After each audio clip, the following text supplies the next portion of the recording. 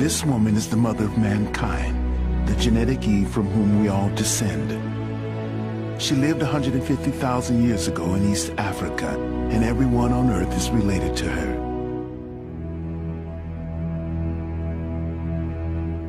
Her daughters and granddaughters will take modern humans out of Africa to populate the rest of the world, the most incredible and important journey mankind will ever make.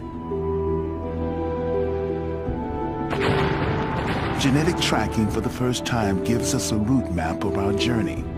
With it, we can follow our families of Eve as they travel through an empty world, overcome hardships, separate, and go their different ways to discover new lands.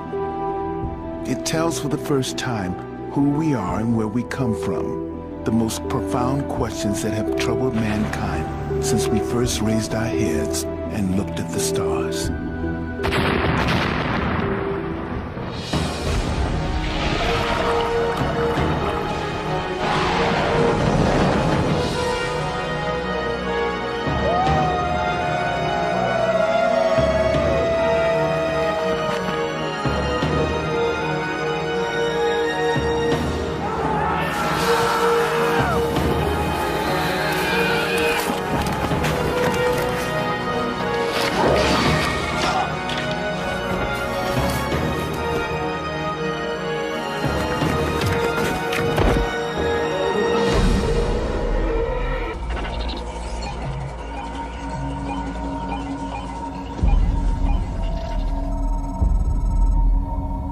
This new science is a breakthrough. Every one of us can now trace our part in this incredible story. We took samples from these people in Chicago. Our genetic testing will show them how their ancestors traveled the world to reach this destination.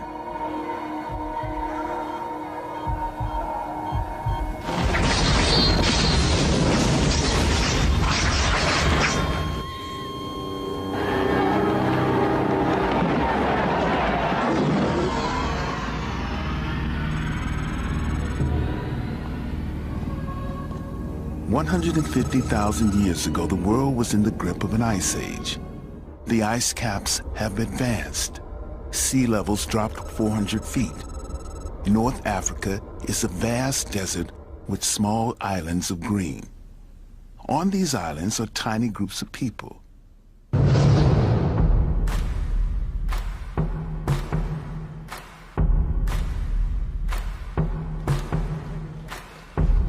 These are the first modern humans, recognizably like us today in physique, intellect, and abilities. We are the same people they were. The brain that first thought of chipping stone tools also took us into space.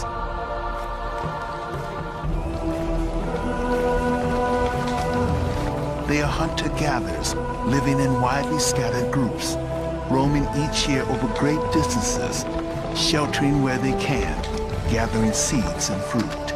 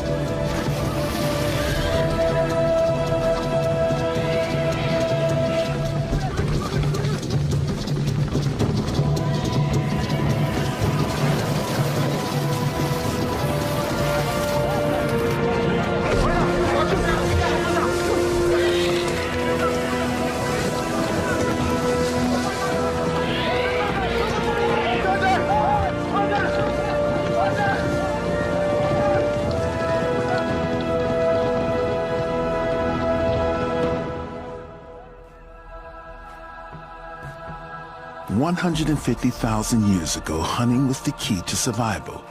It explains much about the way the human race developed. Hunting needs careful thought and planning. It needed cooperation, that demanded enhanced intelligence and communication skills.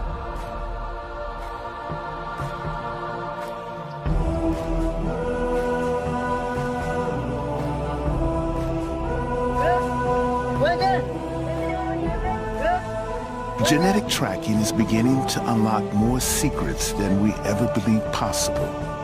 In just 7,000 generations, modern humans have left Africa and penetrated every corner of the globe.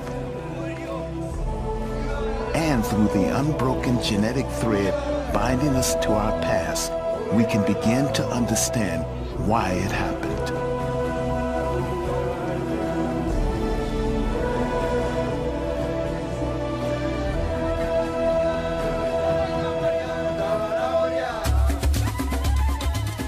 Archaeologists can tell us in astonishing detail how modern humans lived. But to understand who we are and where we come from, we must look at our genetic heritage.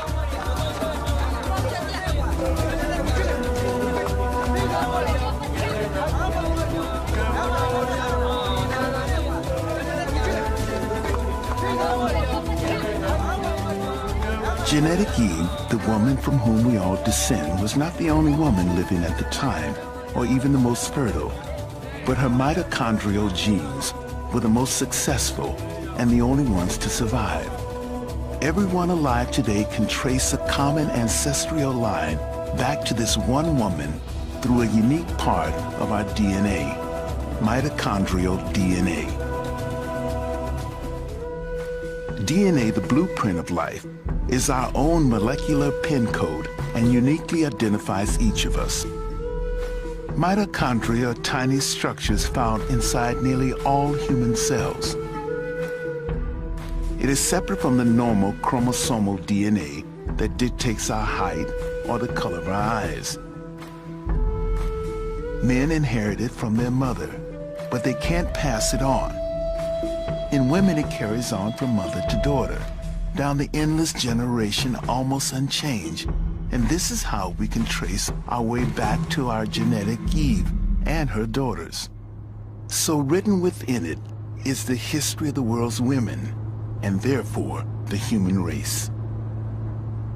Professor Rebecca Kahn was the pioneering scientist who uncovered the first all-important clue. I started working on human mitochondrial DNA so that I would have some kind of view that was objective, that would help me understand and help other people understand how humans around the world were related.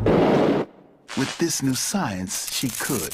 Harmless mutation happens all the time in some part of the mitochondrial DNA, leaving minute markers at every change.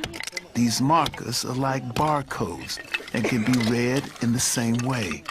Kahn and her team discovered the changes happen at a fairly constant rate. They found the groups with the earliest markers were the Africans living inside Africa, and wondered if they might be the oldest people in the world. I was very excited when I first started to get evidence, and it was so counterintuitive. I'd put 20 Europeans and 20 African Americans on a sheet of X-ray film, and every African American showed differences, and all the Europeans looked the same. And I thought I'd mislabeled something, or I thought I'd made some drastic mistake. And we kept repeating and repeating things, and as we got more samples from different areas, I realized that it was a difference in the pattern, and that this whole new type of evidence based on mitochondria was going to change the way we thought about modern humans. In 1987, Kahn and her colleagues published a paper showing for the first time that the markers stretched back to Africa, showing quite clearly that this was the birthplace of the human race. New Guinean tribesman, Parisian bartender, American teacher, Polynesian farmer, all were improbable relatives linked through one black woman 150,000 years ago. Their findings caused a sensation. The responses of people were sort of amazing. The public was genuinely interested in certain aspects of it, but there was a tendency to misinterpret the data because of the terminology used to describe this woman, African Eve. And people thought it meant the biblical Eve, the single woman in the Judeo-Christian Bible of the wife of Adam. I have to say, even my own uncle sent me a Christmas card the year that our study was published saying, "How dare you, you know Grandma wasn't black."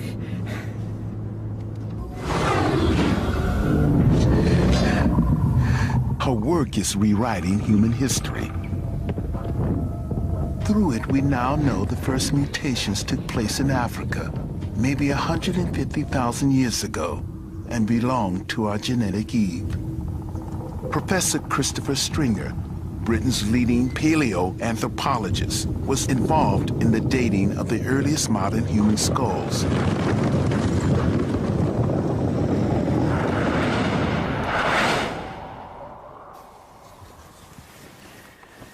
This skull is as close as we can get to what the face of mitochondrial Eve would have looked like. It's a very complete skull found in sediments in a cave dating from about 120,000 years ago. And we can see here that it's a modern human. We've got a high rounded vault to the skull, a face that's tucked in under the cranial vault. And this is what she looked like. Using forensic reconstruction techniques, muscle and flesh have been added to the skull and provide us with the very first glimpse of how our genetic mother might have looked 150,000 years ago. This is the closest we can get.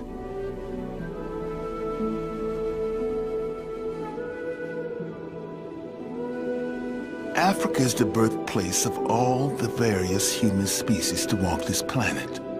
This vast, isolated natural laboratory molded humans over endless cycles of alternating desert and green.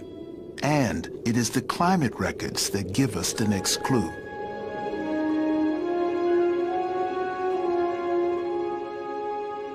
Modern humans made many attempts to make the long trek out of Africa, settling in different parts of the old world, but they did not survive.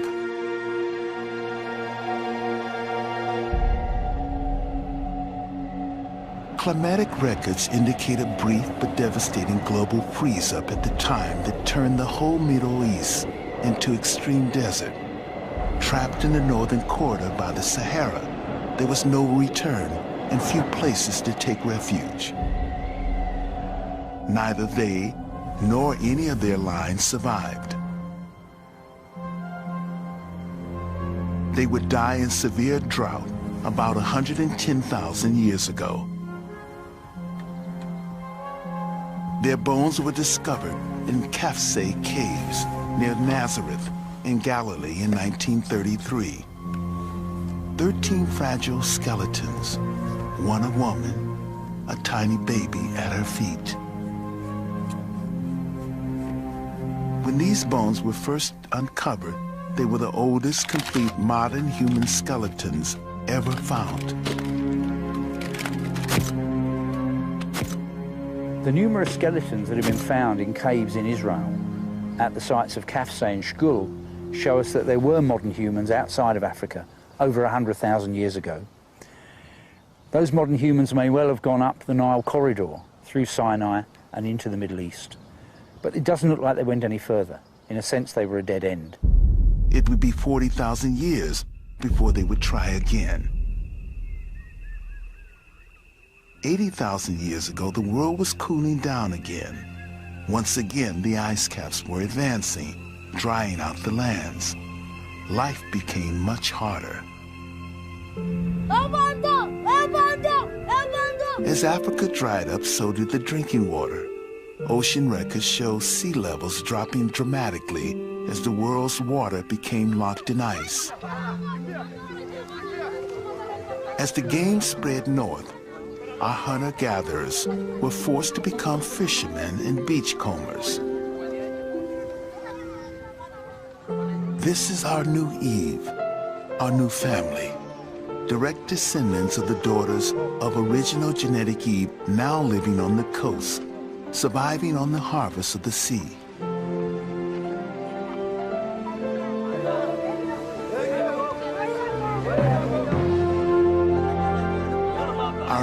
our survival has always been at the mercy of the climate. When times were good, we could spread out. A bigger range meant more food.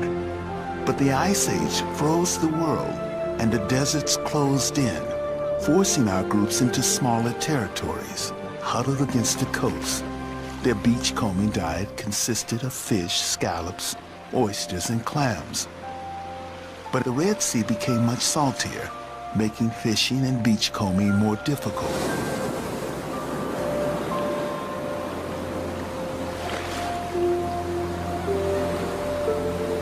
Until recently, there was little evidence our ancestors actually occupied the coastal areas of East Africa or exploited nearshore marine resources.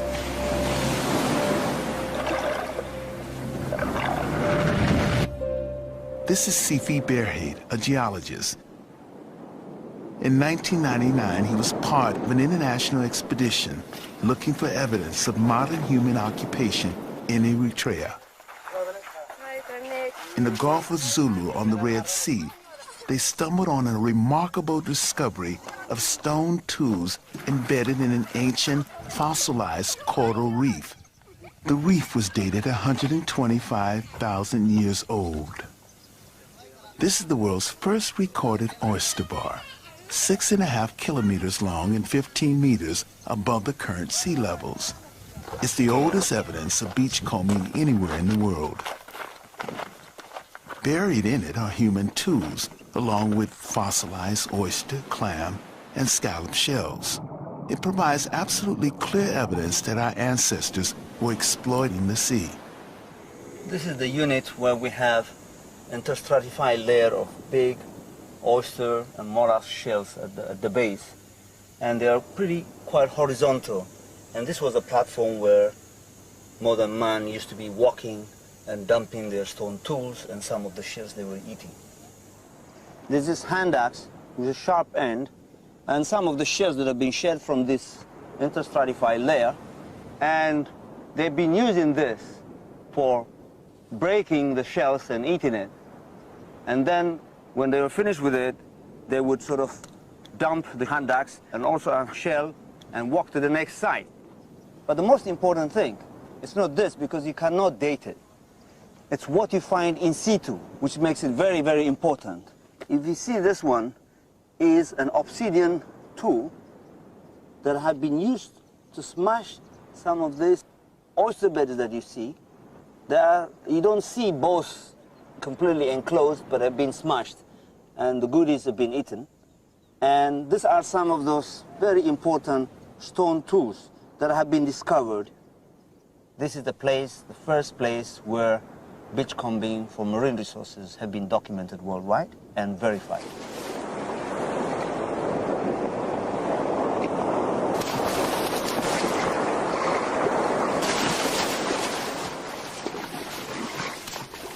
These shell remains are also a vital clue to the reasons why our ancestors made the long walk out of Africa. On a constant diet of seafood, many more children would have survived. But the increase in numbers would make the demand for food even more desperate. Camps like this one would have numbered just a few hundred. At one time, there were only about 10,000 modern humans alive in the whole world. We were as endangered a species as the great apes are today.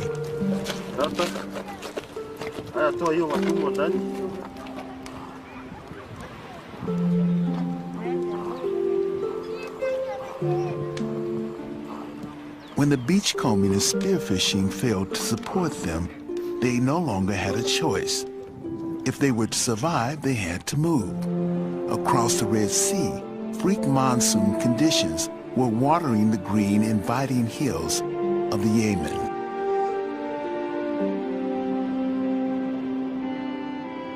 Scientists have always thought our ancestors migrated from Africa many times, group after group, and it was believed they always went north via Egypt and modern Israel. But the DNA trail tells a different story. Professor Stephen Oppenheimer is one of the world's foremost authorities on current genetic research into DNA tracking. By putting together the genetic tree with prehistoric weather patterns, he is one of the first to come up with the extraordinary idea that our ancestors came out of Africa by a single southern route. This beach is on the west coast of the Red Sea, the African side. Over on the other side, we can see the mountains of the Yemen. I believe this is where our ancestors crossed on the first stage of their journey to the rest of the world. These straits are known locally to fishermen as the Gates of Grief because of the terrible, fierce currents crossing. But 80,000 years ago, the sea level was 150 foot further down. As a result, a number of islands and reefs appeared, which allowed our ancestors to cross, as it were, on stepping stones, over to the Yemen. Man had to come out of Africa in the end. All his primate relatives had. But the timing and the route were determined by climate swings. Driven by hunger, shrinking habitat, and maybe the first stirrings of the restless human curiosity about the land ahead, our precious group of modern humans prepared to move. There are two routes out of Africa. The north of the Red Sea, across the Suez and into the Middle East, and here in the south, across the Gates of Grief, into the Yemen, and on through the South Arabian coast to India. Both routes are possible, but to get through to the north, our ancestors would have had to have crossed the Sahara Desert. And at the time, it was even drier than it is today. Here in the south, all they had to do was to cross this short stretch of water, only 10 miles across, to the Yemen. So this was a region they could go to with confidence. I think this beach is very important in human history because I think this is the place that our ancestors crossed from Africa to the Yemen on the first step of their journey to the rest of the world. And this was the only place that they had a successful exit from Africa.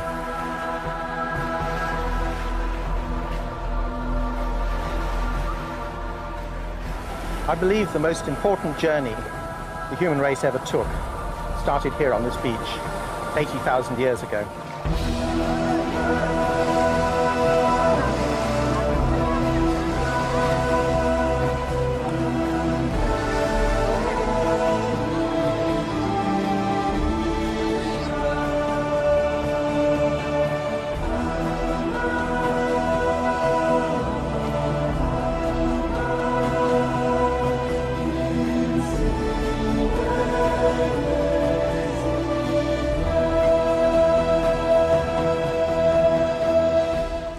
One small group of people, one exodus, the single most important event in the population of the world. This is no single trudge across the sandbanks. This was an epic struggle to stay alive, not just for themselves, but the rest of mankind.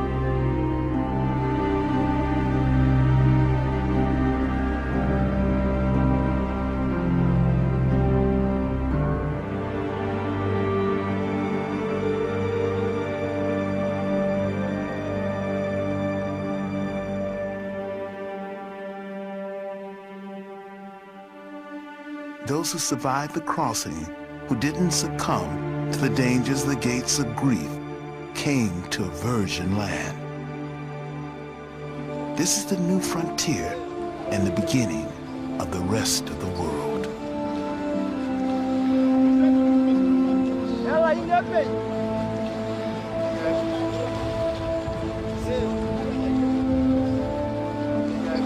The Yemen beaches were on the edge of an almost empty world. Our group were the first modern humans, the first of their kind outside Africa, surviving in this place at that time.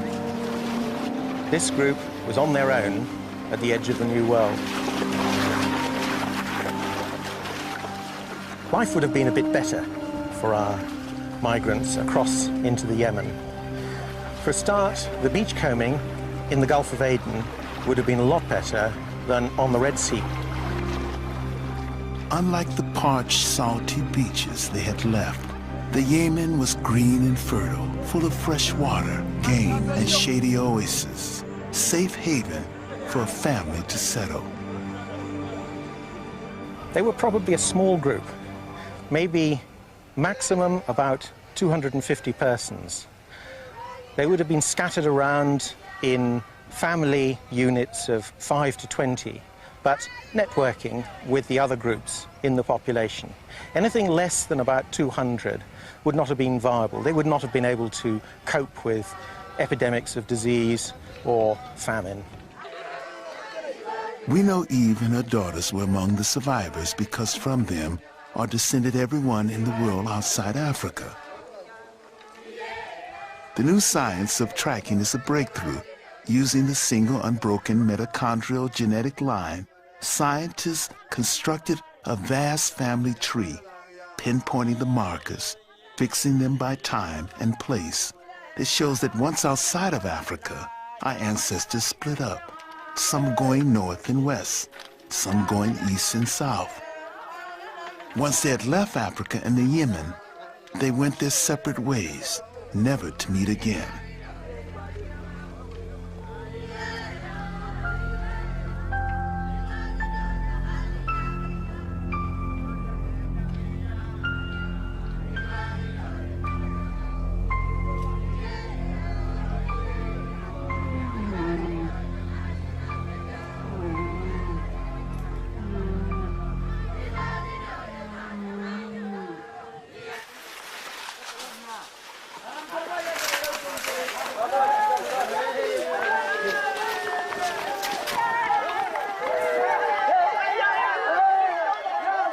When the group first arrived here, they would have had a selection of African lines. A group of 250 people may have had at least 5 or 6 different lines. But over 1,000 years, if this population stayed isolated, gradually those lines would have reduced and reduced. The total number of the population would have stayed the same. It's rather like a Welsh village, hill village, or a village in Italy, where after a number of generations, everybody gets to have the same surname. This process of reduction of lines is called drift, and it happens in all small, isolated communities. The smaller and more isolated a group is, the faster the mitochondrial DNA line comes down to one. Not to one person, or even to one group, but one mitochondrial DNA line. Some women have no daughters. Some daughters don't survive. So in the end, only one line is left. Totally isolated, they could breed only amongst themselves. The genetic math shows it would take about 1,000 years for the mitochondrial line to be reduced to one. One genetic lineage shared by all non-African people everywhere throughout history. It's this single line that convinces Stephen Oppenheimer he is right about our ancestry.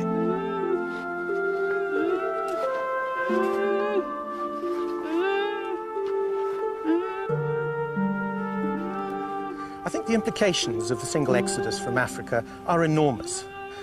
For a start, there's a simple observation that Australians, New Guineans, Southeast Asians, Chinese, Native Americans, Europeans and Indians all come from the same small group.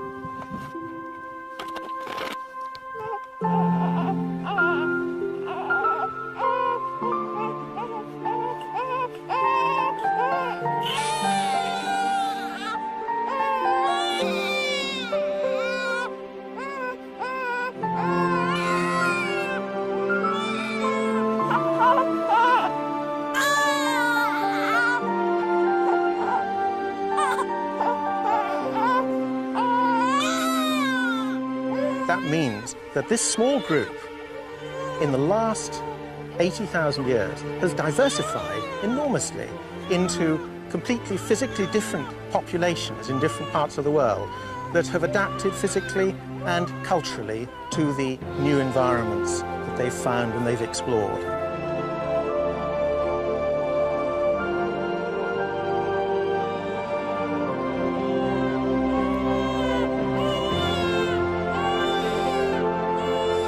In the Gulf, Eve and our out-of-Africa families stayed put, waiting until the climate changes allowed them to move. Their descendants would be the people of the Middle East, spreading north into Europe 40,000 years later and founding the vibrant cosmopolitan cities we know today.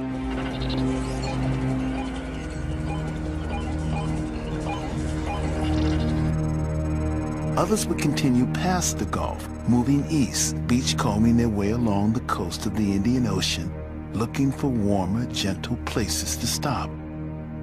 Within 6,000 years of reaching the Yemen beaches, our ancestors would eat their way to Malaysia.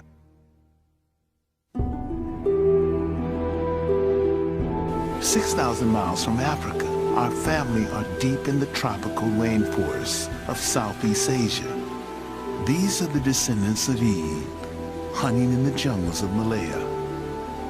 Roaming in small bands, staying in one place long enough to reap the harvest of wildlife and then moving on. Their bodies are beginning to adapt to the rainforest conditions. Away from the harsh African sun, their skins become lighter, their stature reduced by lack of meat. Like hunter-gatherers in the jungle today, they live on fish, rats, squirrel, and lizards, on canopy game, fruits, and roots. They disguise and camouflage themselves to conform to the foliage and imitate animal calls to deceive their quarry.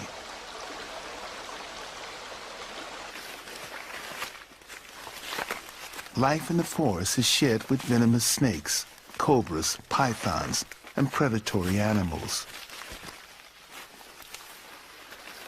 Between leaving Africa and arriving in Australia, there's no clear archaeological evidence of the presence of modern humans or their amazing migration. No skulls, no skeletons or graves. Sea levels were 160 feet lower, so whatever our family left behind on their coastal journeys have been reclaimed by the sea. The genetic trail is all we have. It's not until we reach Malaysia that new evidence begins to fill in the gaps.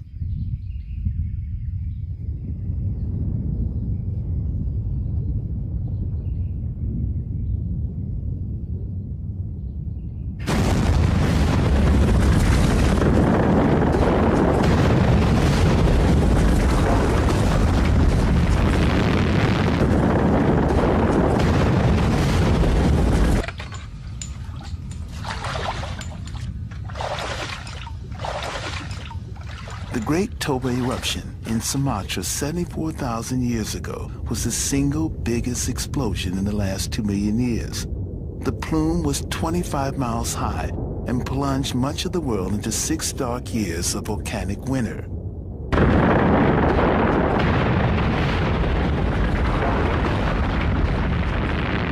Northern Malaysia, India, and the Middle East were covered in a deadly shroud of thick volcanic ash.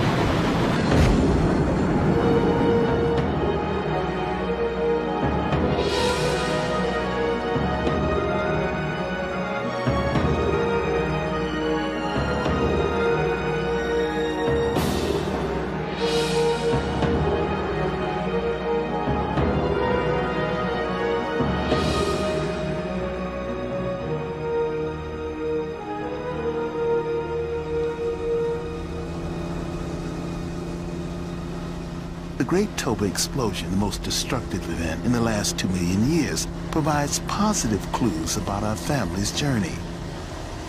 These are the Semang people, shy hunter-gatherers of the interior jungles in the Lake Peninsula. Much darker than the other Malaysian people who surround them, they are part of the Orang Asli group. Stephen Oppenheimer thinks they could be the surviving remnant of our out-of-Africa family that came through here 74,000 years ago. If our ancestors had passed this way on their route from Africa to Australia and New Guinea, it's likely they would have left a genetic trace. And we know from previous surveys that the Orang Asli, as a group of tribes in the Malay Peninsula of Malaysia, are among the oldest people in this region. And the Semang are probably the oldest of all. Stephen Oppenheimer has come to this remote Semang village to collect swab samples of DNA. These, he hopes, will confirm his idea.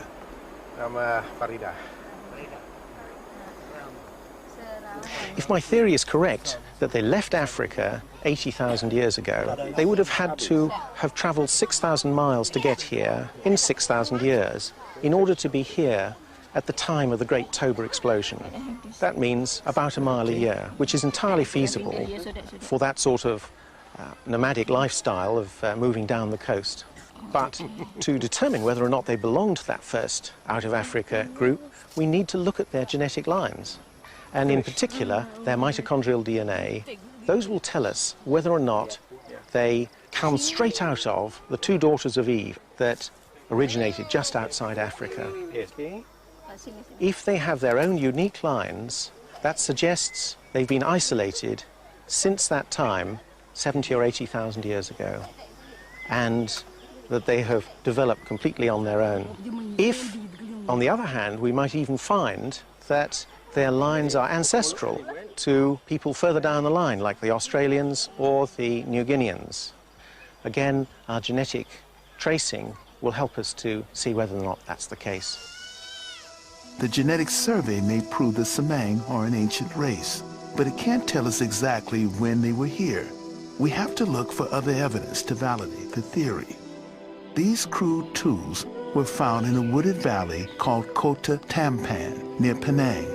There are other sites nearby with the same sort of tools. What makes these so particularly interesting is they are embedded in a fall of Toba ash dated 74,000 years ago. Professor Zoraina Majid was looking for an ancient river terrace when she stumbled upon the Kota Tampan site. What Professor Majid had actually found was a stone tool workshop, which could be pinpointed to 74,000 years ago.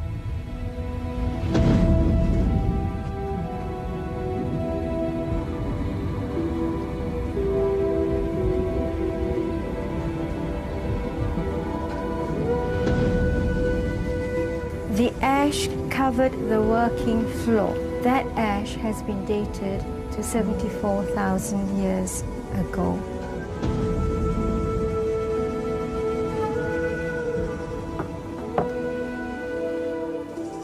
This is a hammer stone that they used, and you can see that it's very comfortable to hold it in the hand, and this is the edge that was used. This is a chopper, a type that's seen in a lot of Asia and Southeast Asia. What they were after was the edge angle. The edge angle had to be right, and the edge had to be sharp. This was used for heavy-duty work. It's heavy, it's got a sharp edge, probably for felling trees. Majid is convinced that they were left by modern man. Kota Tampan also revealed man who had a complex mind. His stone tool technology revealed a rational, systematic and organized mind, the mind of Homo sapiens.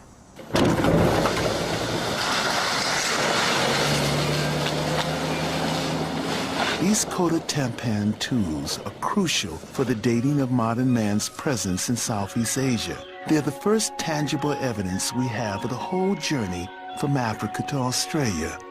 Combined with Stephen Oppenheimer's genetic tests, they could be real proof of our ancient migration. Has he found the evidence he needs?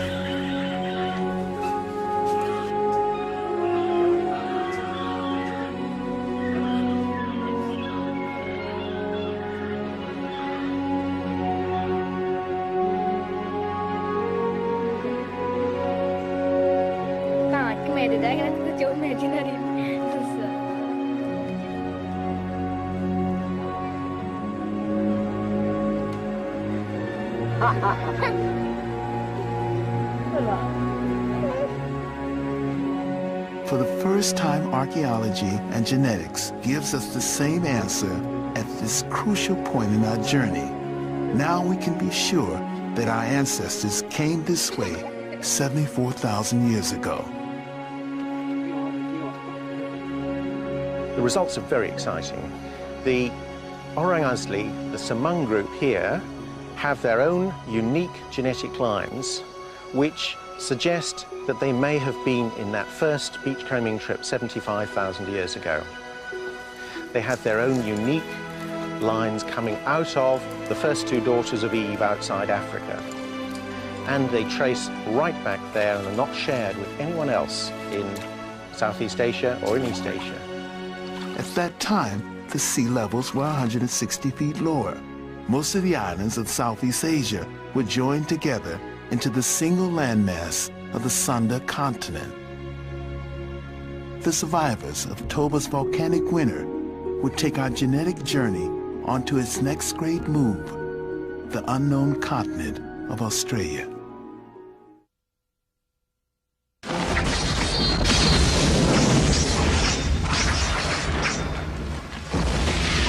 "100 miles of shark-infested sea separated them from the new land.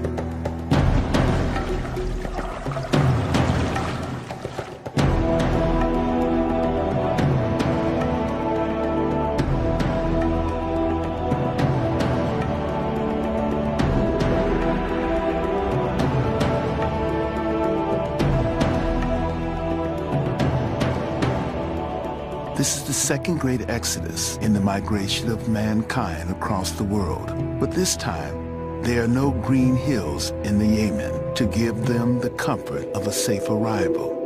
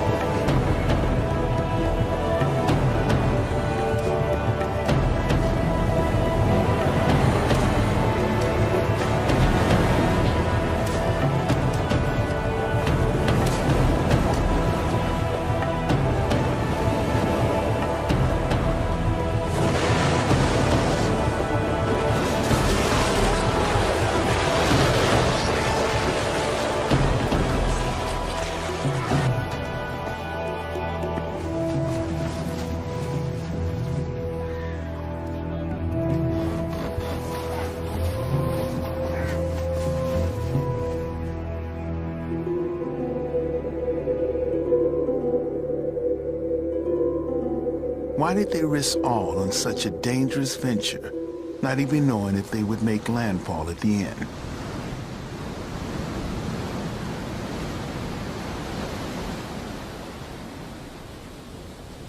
Some scientists believe they were blown off course and arrived in the unknown shore accidentally.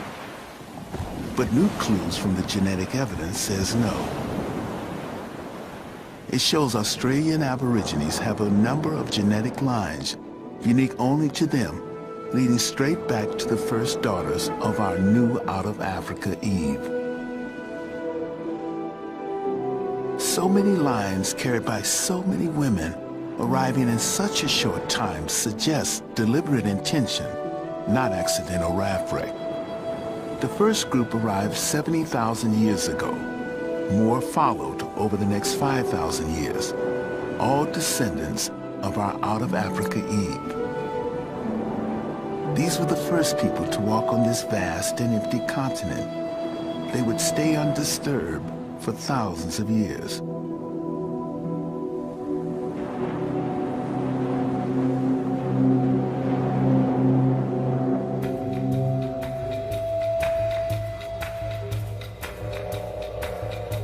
The Australia they entered was home to giant creatures, megafauna, 3-meter-high kangaroos and tortoises as big as cars. The cave of this vanished world has been dated to 61,000 years ago. But suddenly, 10,000 years later, this fantastical creature and all the other megafauna were extinct. The climate didn't alter. There are no huge kill sites indicating overhunting, but humans change the world wherever they are. This sudden extinction is evidence of their presence. It seems likely our ancestors destroyed the leafy habitat with fire, and the larger plant-eating animals simply died away.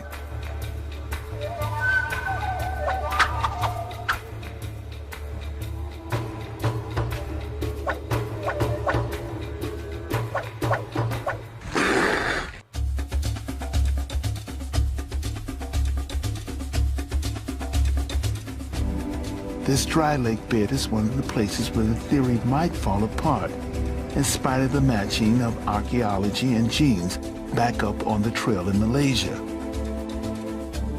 Mongo Man 3, when he was found, the earth around him was dated 62,000 years old. When the bones were tested for DNA, sensationally, the DNA did not match anyone anywhere in the world.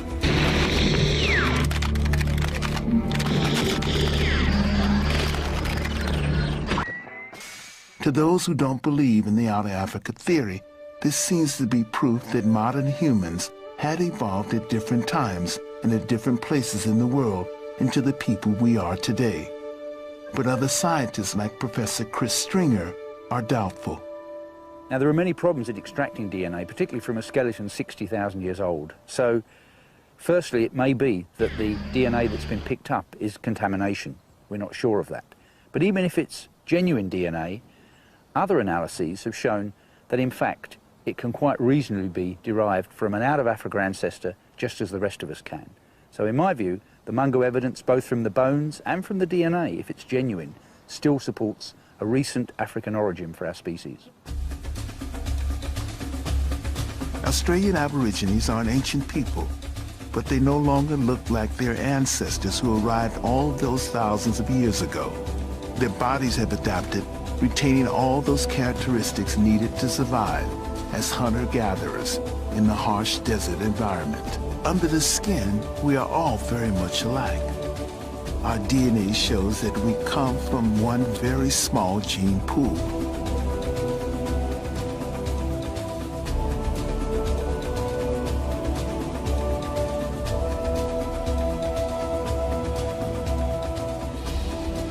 If we look at the DNA of all of us, Australians, Africans, Europeans, we find that comparing the mitochondrial DNA of all of us, we show less variation. Even though there are billions of us and we're spread over the whole world, we show less variation in our mitochondrial DNA than we would find in, say, a small group of chimpanzees or orangutans or gorillas.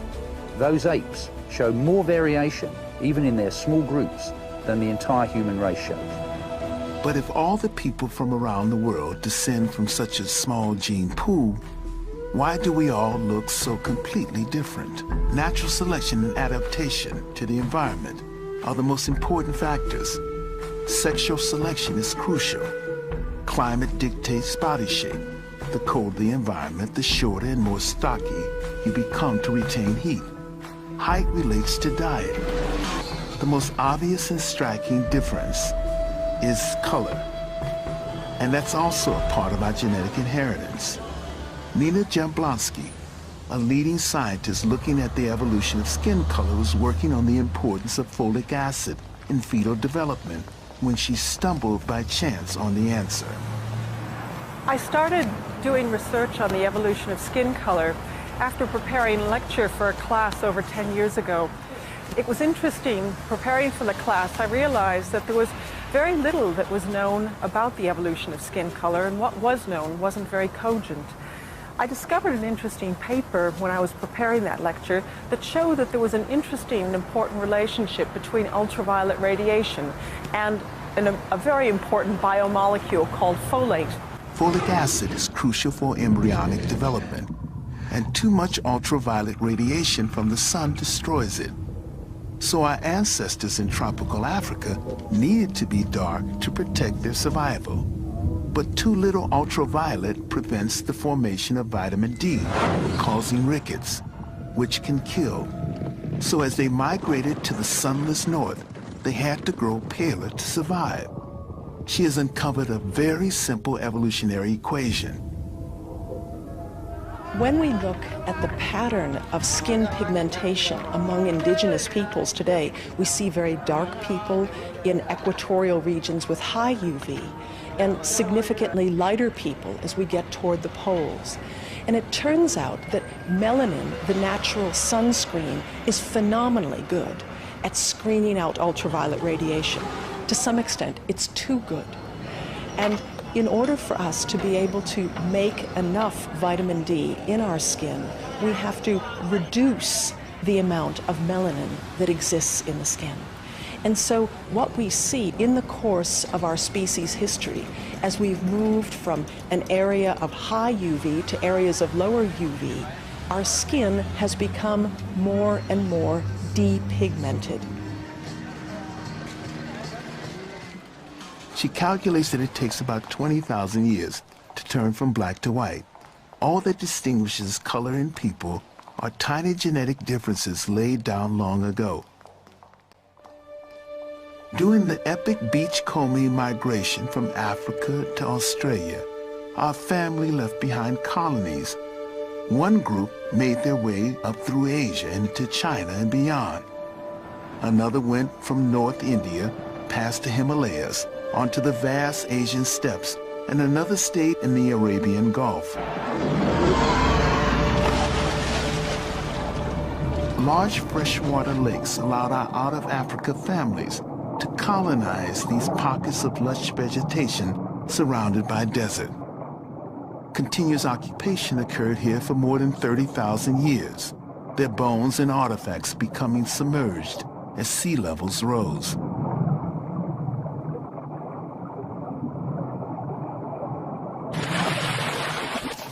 About 50,000 years ago, genetic lines began for the first time to spread north into Europe. But the timing has always been a puzzle.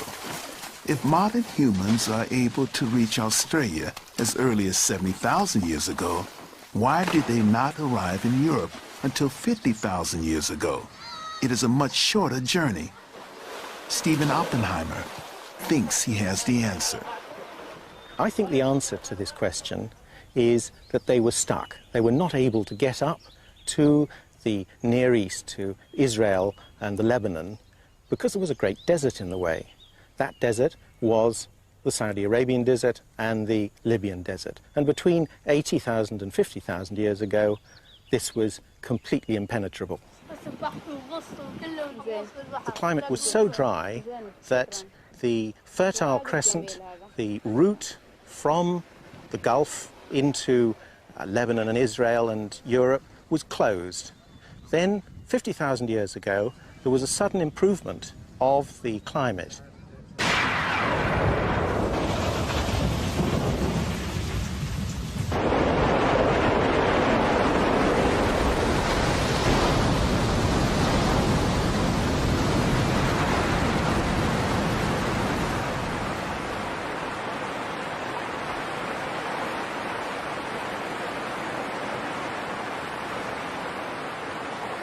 After centuries of domination by the desert, the rains came. Monsoon rainfall increased in Arabia and India. and the Fertile Crescent opened up.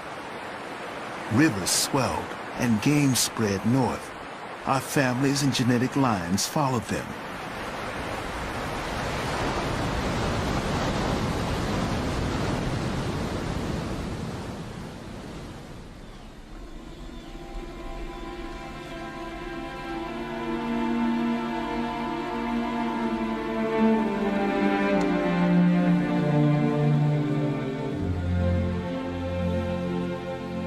They walked north from the Persian Gulf, deep into the Fertile Crescent, following the rivers between the Zagros Mountains and the Syrian desert.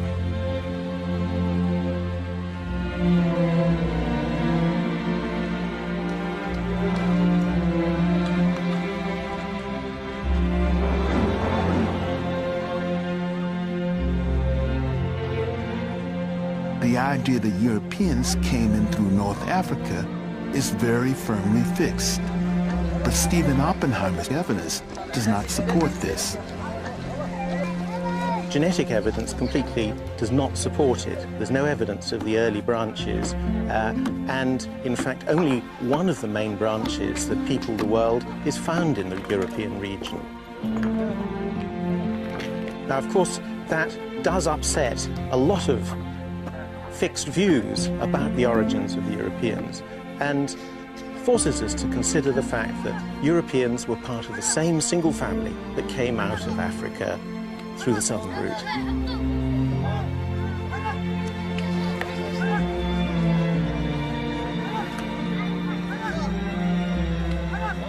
This new genetic evidence will rewrite European prehistory.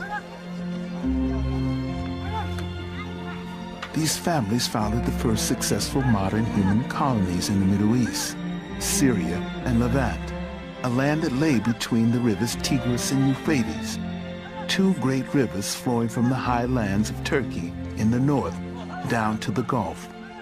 We have taken the first steps to the great civilizations that would develop writing, warfare, and found the great empires, all from one direct genetic route back to our out-of-Africa migration.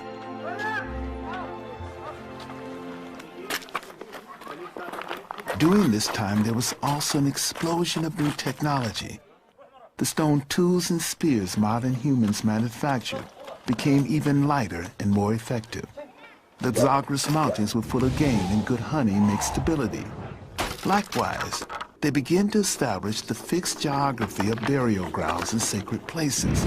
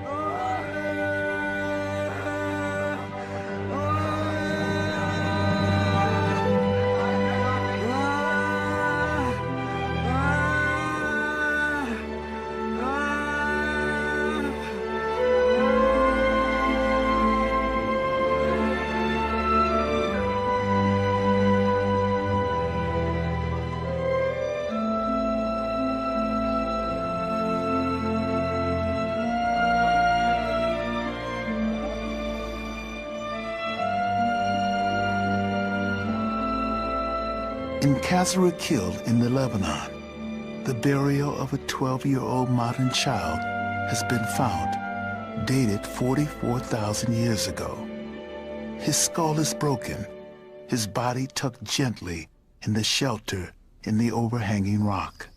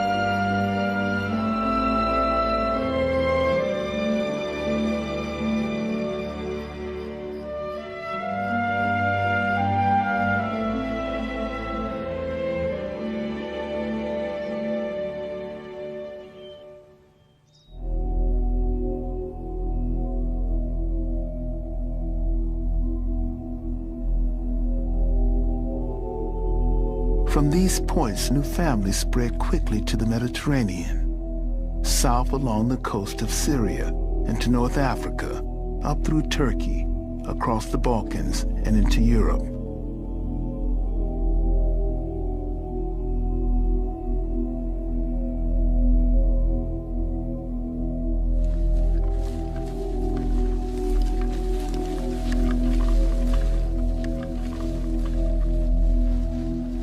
This is our new family, direct descendants of our marshland Arabs in the Gulf, entering the unknown territories of Germany.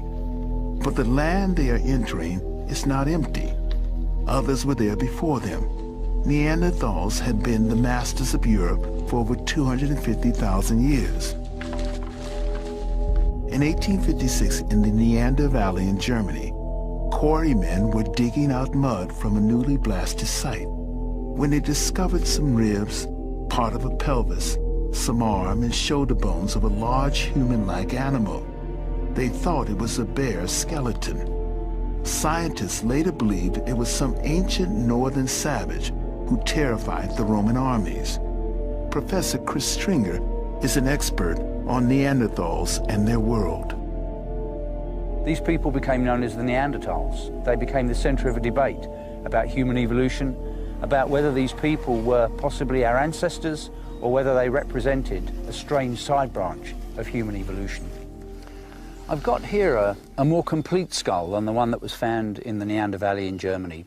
This was found at the beginning of the last century in France, and it shows us very well what the Neanderthals looked like in the head and face. There's a strong brow ridge over the eye sockets. The whole face is pulled forward, and there's an enormous nose. There's no chin on the lower jaw. And we now think that the Neanderthals were perhaps cold adapted. They evolved for hundreds of thousands of years in Europe under conditions colder than the present day. And this shaped their physique. They were short and stocky, very powerfully built. And this nose may have been even part of a mechanism for breathing in cold and dry air.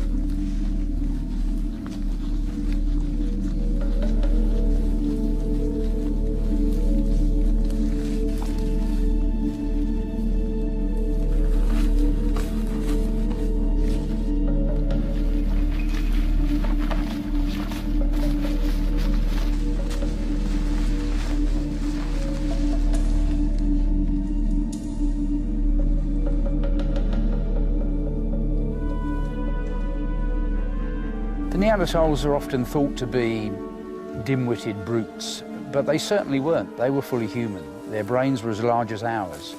I think the Neanderthals are a different species from us, but they're a closely related species, a sibling species, one that had common ancestors with us maybe only 500,000 years ago. So on that basis, the Neanderthals are fully human. They're 10 times closer to us than chimpanzees are.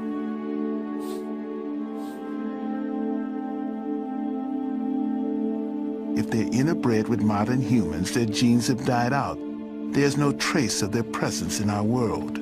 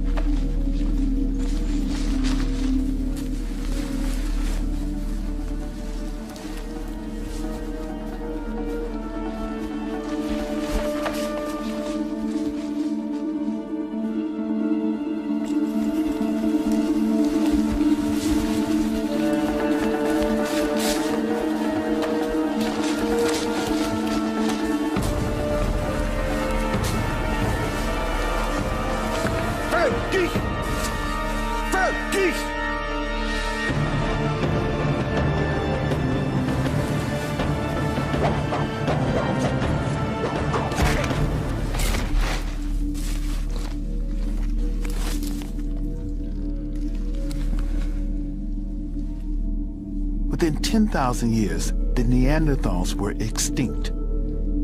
Modern humans would wipe out all trace of their rivals and fill the space left behind. The reason for their disappearance is not clear.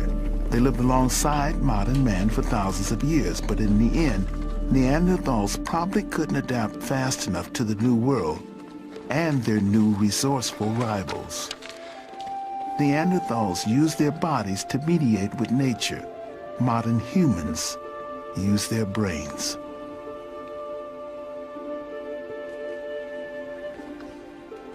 Into the void moved waves of modern humans from the Middle East and Russia, spreading throughout Europe. Scientists think that with these waves came 4 mitochondrial DNA lineages, 4 granddaughters of our out-of-Africa Eve. They arrived between 45,000 and 10,000 years ago, and most of modern Europeans can trace their lineage back to them.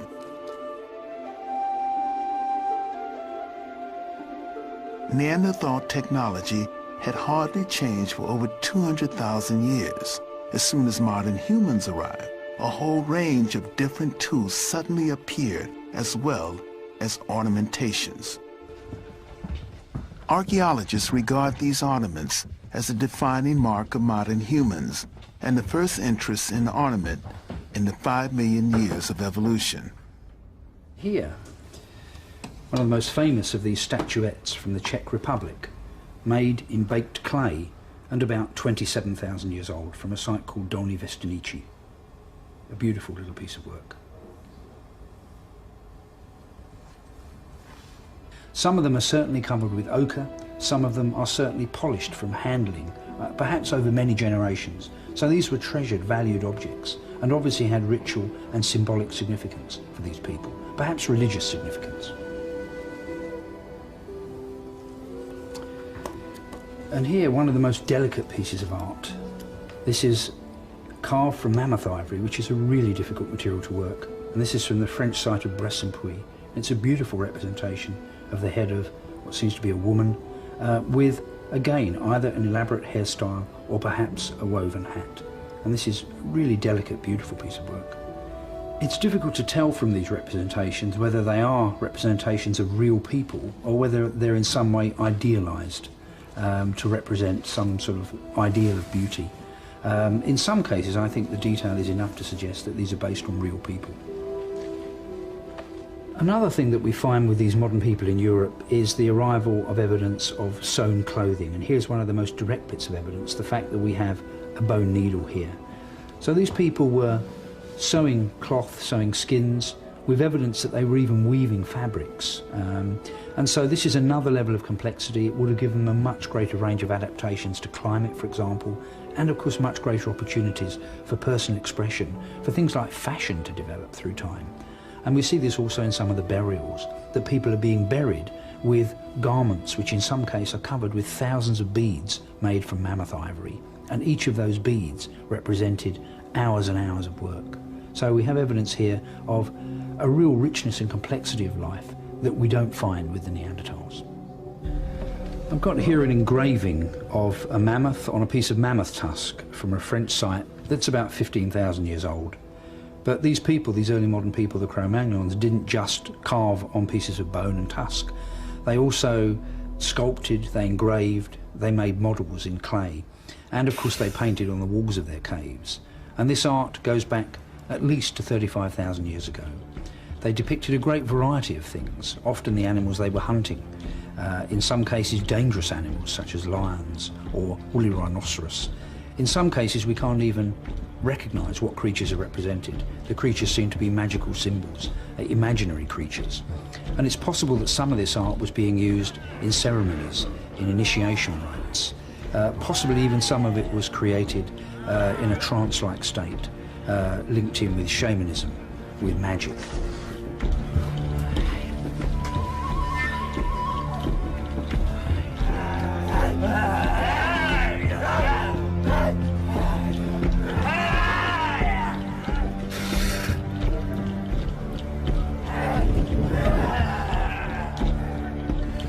Modern humans have come as far as we could come on the continent of Europe.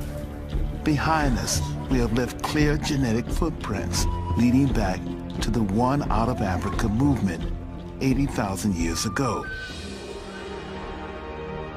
10,000 miles away on the other side of the globe, and 6,000 years later, the invasion of the New World would begin.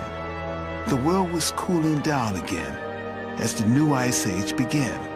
Modern humans have found one place to settle. Our genetic lines now spread in all directions, from the one southern out of Africa route. And the last remaining frontier of America now has us trekking north from India and Southeast Asia and China, and east from the Mongol steppes in Siberia, converging at the Bering Straits, the fragile strip of land joining Asia with America.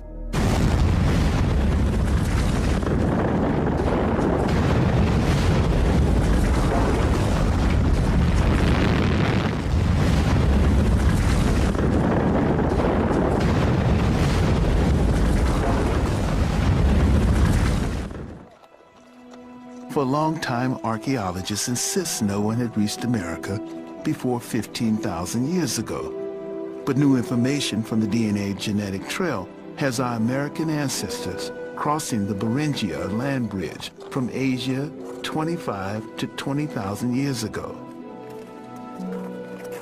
This is the last great journey to populate the world, and the genetic lines all lead to one goal. These are the first Americans.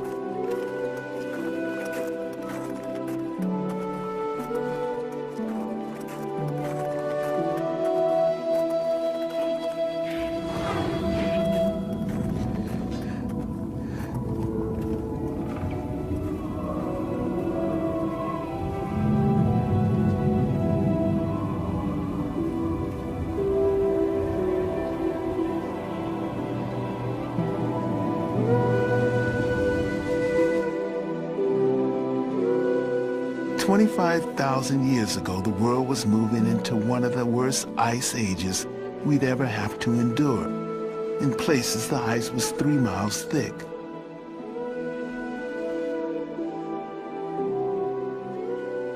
But as the ice closes in, this is the last possible moment before it shuts off the land route from the Bering Straits into Alaska and the rest of North America. It would be another 8,000 years before it would open up again. The reason why we know that these first Native Americans got in about 20,000 years ago is the fact that we know which founding types they brought with them, which mitochondrial founding types they brought with them from Asia. We have types in Asia which are similar to American types, and therefore we know the ones that actually came into America as opposed to those which derived since the arrival in America. Now, on average, the founders in America have accumulated one mutation. And since we know the mutation rate for our genetic system, the mitochondria, is one mutation every 20,000 years, we know that these founder types have been evolving in America for 20,000 years, and that is when they must have arrived. In North America, the Great Laurentian Ice Sheet smothered the Central Plains, destroying everything in its path, forcing our migrants down the West Coast into South America. As the ice retreated, we could spread back into the liberated land. There's evidence of a settlement at a rock shelter on the Ohio River in Pennsylvania called Meadowcroft. Meadowcroft is very important here to the American story because it is dated at about 16,000 uncalibrated radiocarbon years before today, and is therefore one of the earliest Native American sites to be credited by archaeologists. And this ties in wonderfully with our genetic estimates, because they must have come in several thousand years before that in order to get down to Meadowcroft. Dr. James Adavasio led the team of scientists who excavated the shelter. When we originally encountered it, we assumed it would not contain any cultural material whatsoever. But as it turned out, there were an assortment of artifacts and other indications of a human presence several thousands of years previous to what the estimate for the maximum age for the peopling of the New World was. Scattered across this surface and deeper occupation surfaces in and around these fireplaces are a series of artifacts, among the more notable of which are blade core fragments like this, and the blades that have been struck from these cores. What's unique about these items is that not only are they not manufactured for the most part by later Paleo-Indian groups in the Americas, but they bear a striking resemblance to blade cores from northern China that are 28 or 29,000 years old. In fact, casts of these materials could be lost in collections from North China, and you wouldn't be able to tell them apart. What the evidence from Meadowcroft suggests to us is, along with data from an emerging series of sites elsewhere in North America, is that there was no single migration of human beings to the New World, as was recently postulated in the last 2 decades, but instead a series of pulses or emanations. So multiple entries are now established as the pattern for American migration. These earliest settlers carried many different genetic lines. They came from Siberia, China, Central Asia, as far south as Malaysia and Japan. In 1996, a skeleton known as Kennewick Man was discovered along the Columbia River in Washington State. When it was brought to Jim Chatters, the forensic anthropologist, he first believed the remains were those of a 19th century pioneer. He was astonished when radiocarbon dating revealed it to be 9,500 years old. It was the oldest skeleton ever found in North America. But what really intrigued Chatters was that despite his age, Kennewick Man did not resemble modern Native Americans. His skull was Caucasoid, not Mongoloid, and reconstruction of his face showed distinct similarities with the Ainu, who lived in northern Japan. Kennewick Man was an extremely beaten-up individual. He had multiple broken ribs. He had an injured left arm. He had some injury to his skull. He had some arthritis in his neck, his knees, his elbows. Just generally been around the block a few times. But what was most distinctive about him, the most interesting injury, I guess, from a forensic standpoint, is that he had a spear point embedded in his pelvis. In fact, that's what caused us to radiocarbon date the bones. All that can be seen is a little ovoid window in each side of the bone.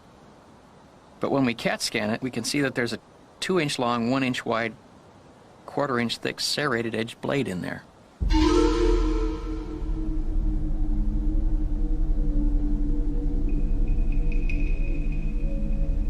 Now, what's interesting about this spear point is that it's of a style that we only see after this man's death in eastern Washington. We can see that style moving down the coast of British Columbia into Washington around 10,000 years ago and on to 9,000 years ago.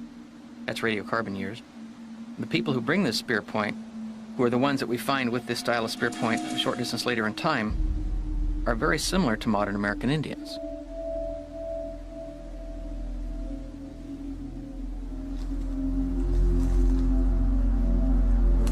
You could lose them in a crowd easily of American Indian skulls. So what it looks like is we have a new population arriving with Northeast Siberian characteristics that is beginning to replace the earlier arriving immigrants. Now, what this suggests in a broader way is that there was some sort of conflict going on.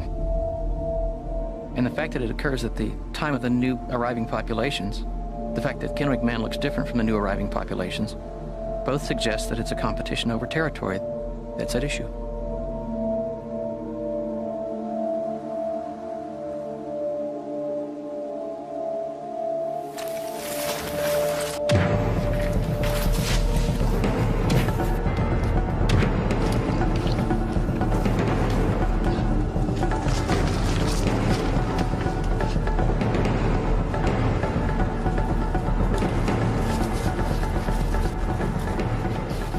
Now, from the angle of entry, from the velocity of entry, it's fairly clear that this spear was coming directly at him, and that he could see it coming.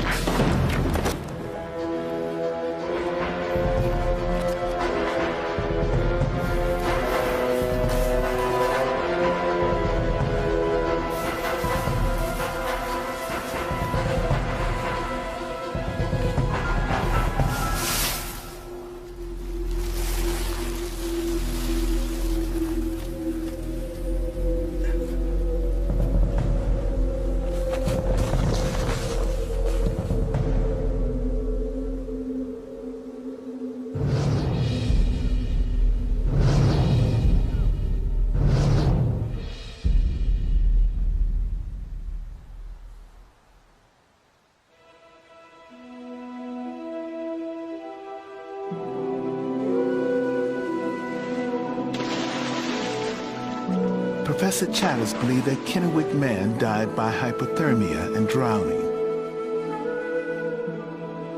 Since the death of Kennewick Man, modern human populations have swelled from thousands to millions. We have advanced from primitive hunter-gatherers to farmers and traders, townspeople and city folk, and from tribal domains to empires. In 5,000 generations, we have arrived in the modern world we know today.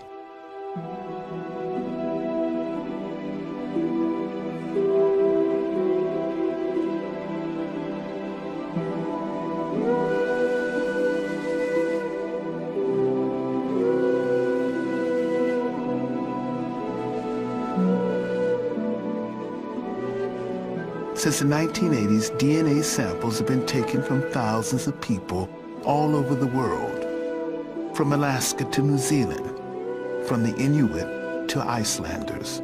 By analyzing them, scientists can trace similarities between personal pin codes and see which people are most closely related.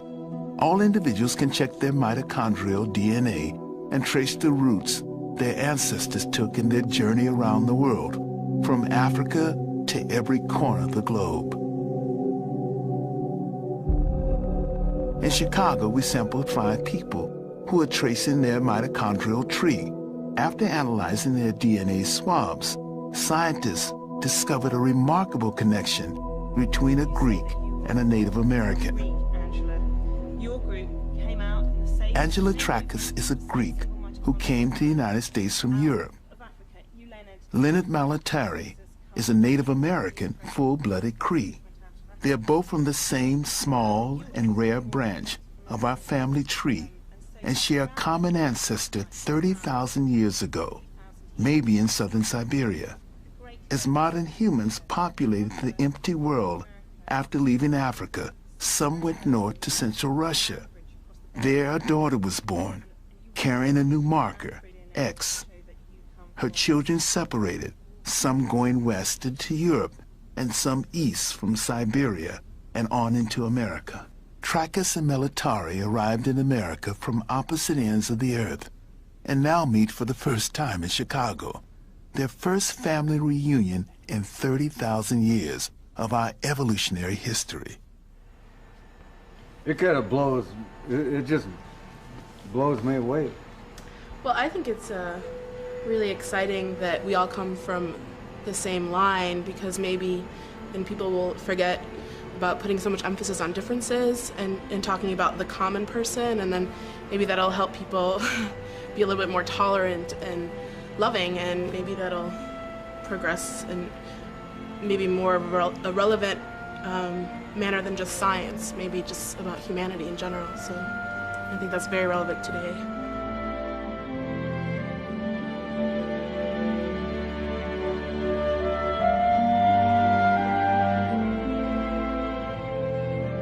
"80,000 years ago, a tiny group of modern humans braved the terrors of the Red Sea and left Africa forever. They carried with them the future of the world. By 10,000 years ago, they had penetrated every corner of the globe. The most incredible and important journey we have ever made. For the first time, we now know who we are. We know where we come from. We know we are the same people as our restless and inquisitive ancestors, but we have reached the end of our migration. There are no more empty lands to move to. Science tells us an unbroken chain links us to our past and to each other, all sharing the same genetic inheritance from our ancestral Eve. Perhaps that is the most important message we should carry into the future.